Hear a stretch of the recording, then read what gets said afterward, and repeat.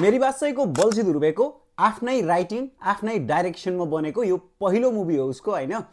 गोबर गणेश मुभी चाहिँ आजदेखि नेपाली थिएटरहरुमा लागिसकेको छ। यो मुभीको ट्रेलरले एकदमै राम्रो रेस्पोन्स पाएको थियो के, अलमोस्ट 3 मिलियन माथिको चाहिँ भ्युज पाएर बसेको छ हैन। र यसको हाइप कतिको छ भन्ने कुरा आज थिएटरमा देखिएको थियो मज्जाले हैन। थिएटर अलमोस्ट भरिएको थियो, मर्निङ सो है। मुभीको एकदमै राम्रो पक्ष भनेको यसको इमोसन र एक्टरहरूको पर्फर्मेन्स हो। मरिचमान श्रेष्ठ उर्फ बल्छी ध्रुवेको पर्फर्मेन्स यो मुभीमा बाफरे यति बबाल छ नि, म तपाईँलाई भन्दैछु के, ट्रस्ट मी। एउटा फोन गर्ने सिक्वेन्स छ क्या, मम्मीलाई फोन गर्ने सिक्वेन्स हैन, रुना आउँछ हैन, फोनमा रोयो भने त सुनिन्छ। अनि त्यस पछाडि त्यो भोइस टोन चेन्ज गरेर कुरा गर्नेवाला सिक्वेन्स छ क्या एउटा, बाफरे क्या हि बबाल पर्फर्मेन्स डेलिभर गरेको छ। अरू साइड एक्टरहरूले पनि एकदमै राम्रो काम गरेको छ। मुभीको इमोसनले राम्रो हिट गर्छ।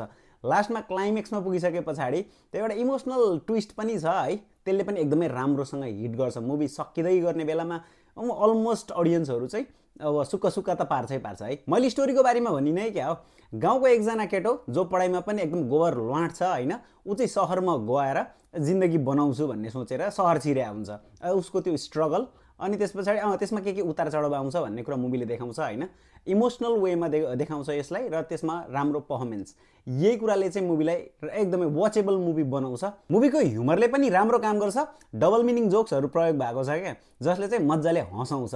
थिएटरमा चाहिँ मान्छेहरू खित्का छोडेर हाँसिरहेको थिए। मुभी हेर्न सक्नुहुन्छ तपाईँहरूले।